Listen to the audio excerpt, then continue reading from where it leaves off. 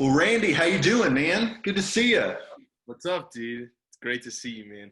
Man, thanks for jumping on here with me. We're doing a series right now, kicking off a series right now of interviews just with worship leaders all over the place, guys that I know or respect and look up to as worship leaders, and you're one of those guys. So, Oh, thanks, uh, man.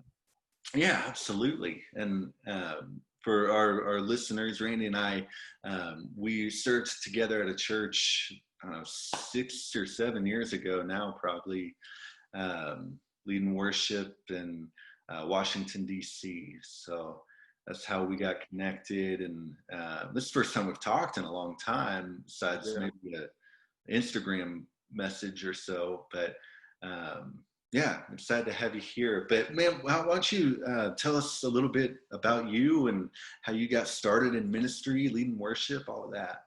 Yeah. So as Caleb already mentioned, my name's Randy. I'm actually in Nevada, so a long way from Nashville. Yeah. But yeah, I've been leading worship, gosh, for probably around 10 years. So I started that actually when I was in high school. I think I was a junior or so in high school when we were at a high school winter camp, and the kids were playing on the piano and having fun and worshiping, and I was sitting next to this girl, and I remembered I was singing, and she turns to me and she says, "Wow, you're not that bad."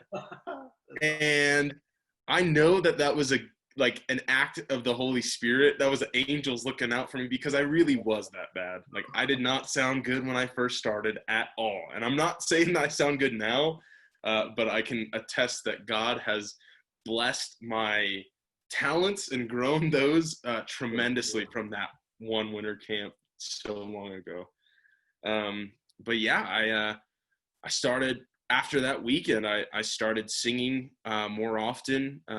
Actually learned how to play guitar. I had been a worship drummer for a couple of years, and I love that. Still to this day, I don't drum nearly enough. I wish I could get behind a drum set every weekend. But yeah, I did the whole worship leading thing at National Community Church in DC, where Caleb and I led worship together for a couple of years, and that was great. Just being in that environment, just surrounded by such incredible musicians and leadership. Curtis Parks was our worship pastor. Chris Douglas, amazing guys. Carolina Soto, Dan Rivera.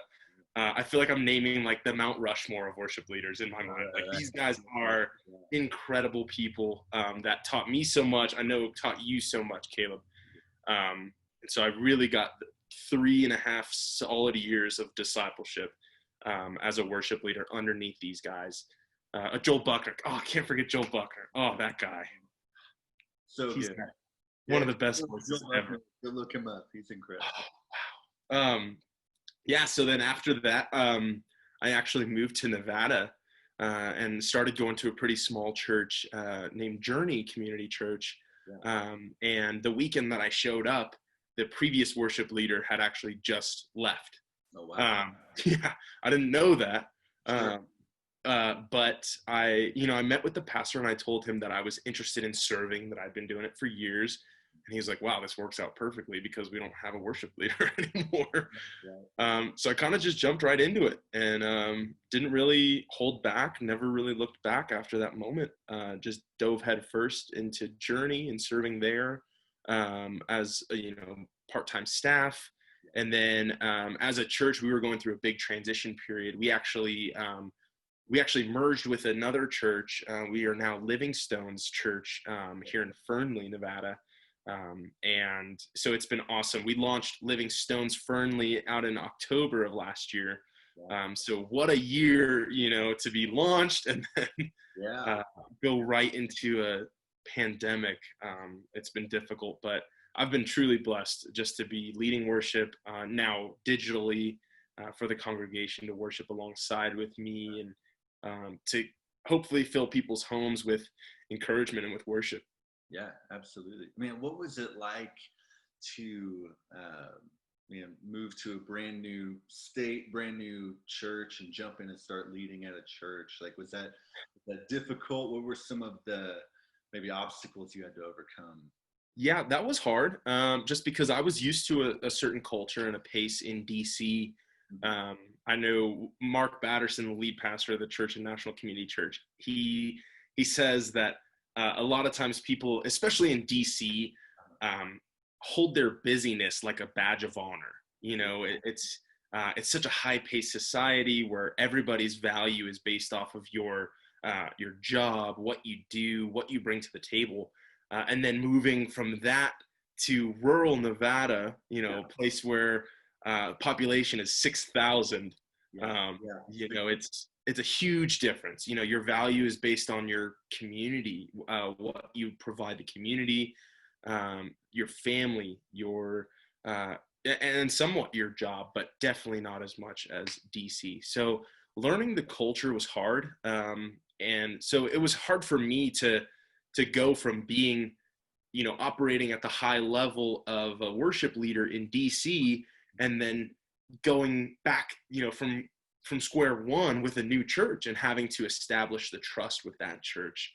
To say, hey, here's the songs. Every week I had to get permission about songs I would select, and things. If I was going to speak in between songs, I'd have to basically run that by the pastor, and rightfully so. He hardly knew me. Sure. So I think building that rapport takes some time. So if you're a worship leader that is moving to a new city or state, or has recently done that, just stick with it. It's going to take time, but God is faithful. If you are in His will, looking for His glory and not your own, He's definitely going to bless that for sure. Absolutely.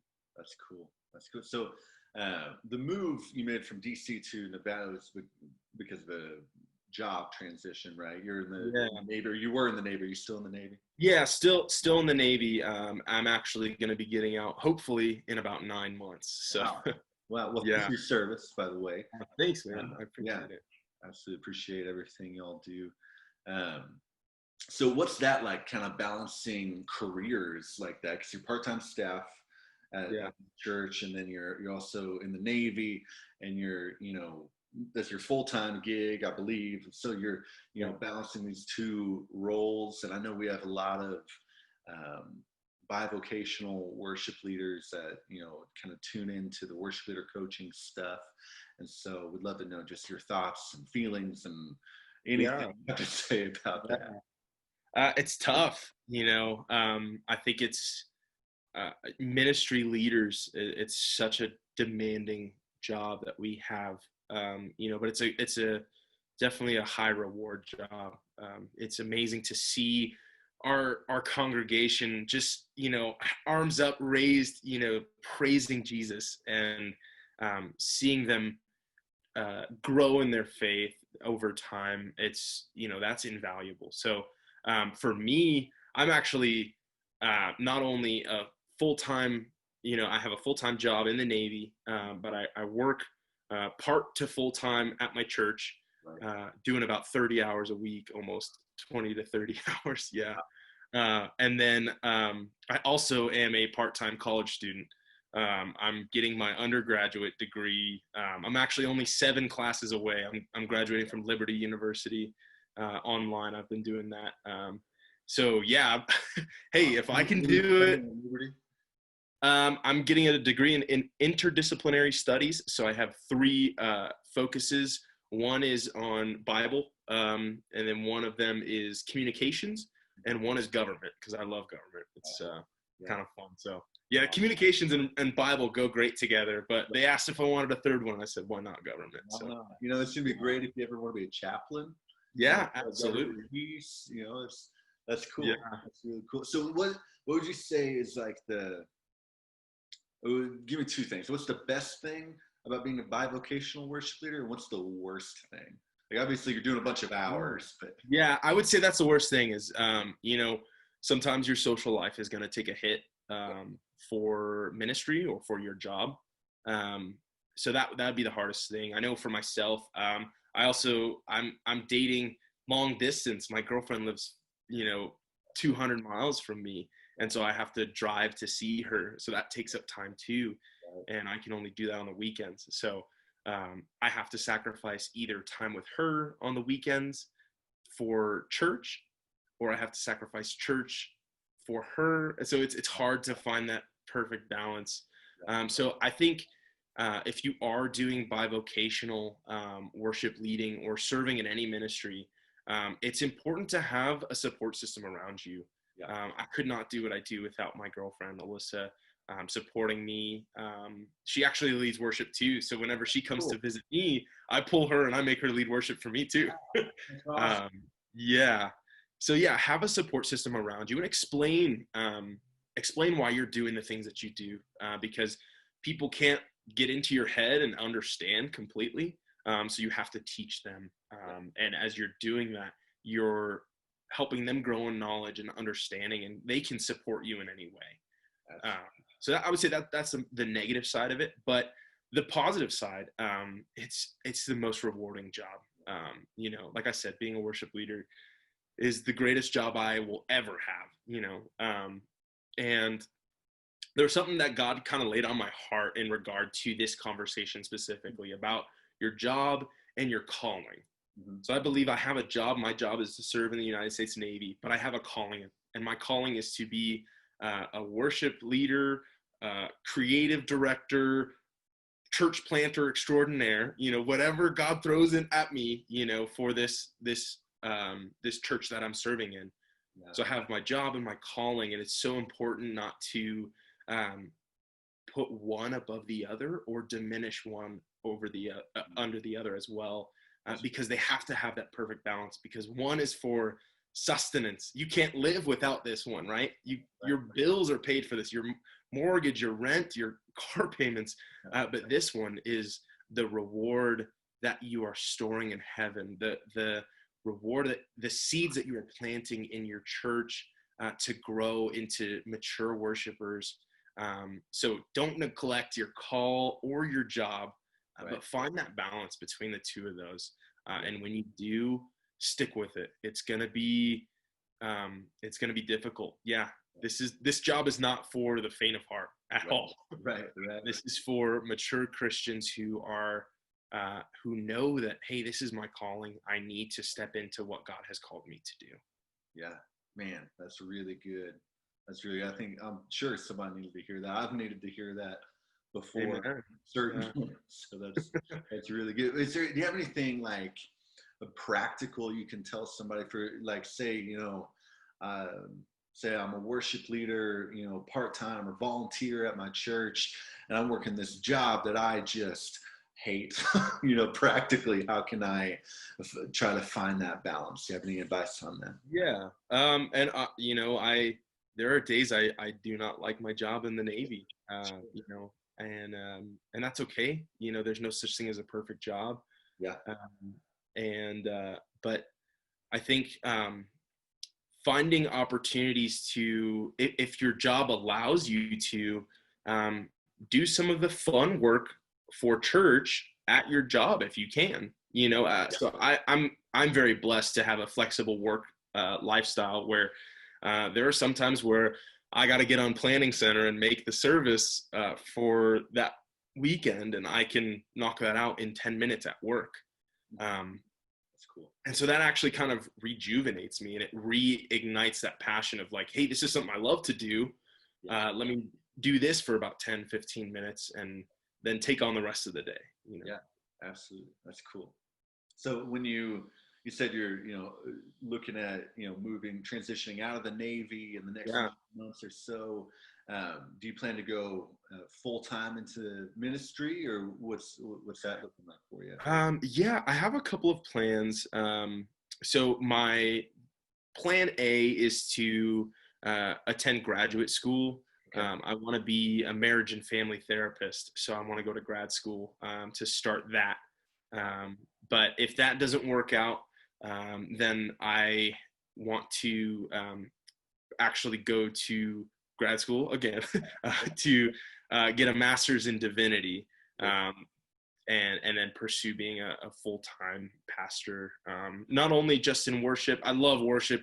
But also I'm weird. I like the other stuff of church, the business side of church. And I love production and setting up, service and running service and stuff like that. So those are two kind of my two plans. And I love the fact that, either plan, I'm also going to be serving in a church. If I'm a licensed therapist, I can work my schedule to work part-time at a church as well as a care pastor or compassion pastor, something along those lines, where I can still serve my community in the mental health side, but also serve my church, which is what I love to do. Man, that's so cool. Yeah. Really cool. I love that. So education's obviously important to you. Oh yeah, big time. And there's that at all just for leaders in general and the need for that in your role? Yeah, there's so much that I've learned just going through my undergraduate studies through Liberty University, which is a private Christian university, if you're not familiar. But doing Bible classes, learning, I've taken apologetics classes. I'm taking a Romans class next month, doing theology classes, study of the New Testament, study of the Old Testament. There's so many things that I've learned just from attending school, even online. It's incredible what I've learned. And I think the biggest thing I had never heard of before school, what a biblical worldview is. Those two words, biblical worldview. Yeah.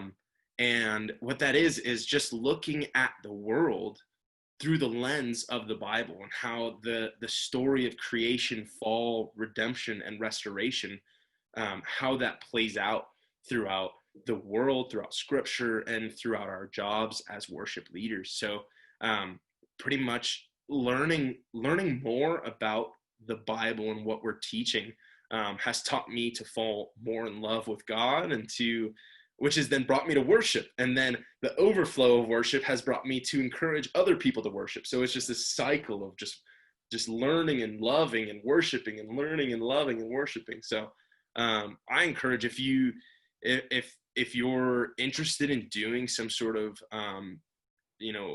continuing education, I recommend it. I'm a huge advocate for education. Yeah, that's awesome.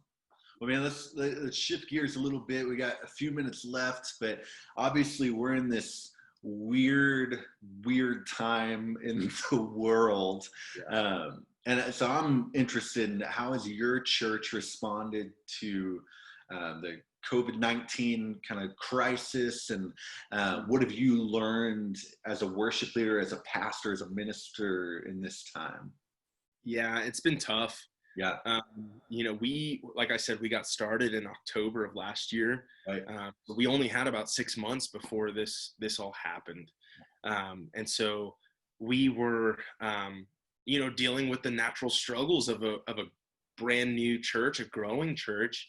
And so when this hit, we noticed engagement definitely went down.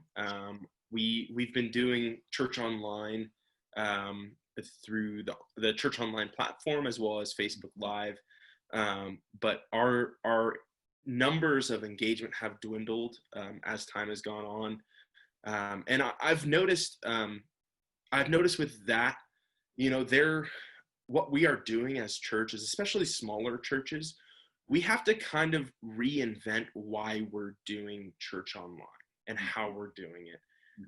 And I have this conversation with my lead pastor all the time is, here's the understanding that there will be a church that has better preaching, better worship, better production, online, available, more accessible than your church. Yeah. So there's a reason people are still coming to your church, and that's community. That's community, that's familiarity. And that's a sense of belonging. So how can we as a church use that, not necessarily to our advantage, but to grow our churches and embrace this crazy time that we're in?